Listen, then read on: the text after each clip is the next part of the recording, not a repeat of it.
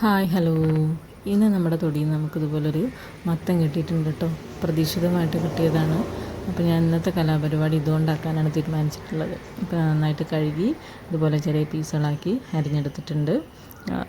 ചെറിയ വല്ലാതെ ചെറുതാക്കണ്ട, അത്യാവശ്യം ഒരു മീഡിയം സൈസായിട്ട് കഷ്ണങ്ങളാക്കി അരിഞ്ഞിട്ടുണ്ട്. പിന്നെ അതിലേക്ക് ആവശ്യമായിട്ടുള്ള വെള്ളം ഒഴിച്ചു കൊടുത്തു, ഉപ്പിട്ടു.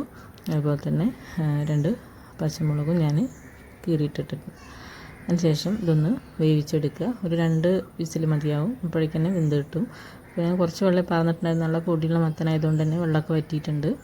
ഇനി ഞാനിതിലേക്ക് കുറച്ച് കടുകും അതുപോലെ തന്നെ തേങ്ങ ചിരകിയതും അതുപോലെ കറിവേപ്പിലയും ഒന്ന് മൂപ്പിച്ചെടുത്തിട്ടുണ്ട്.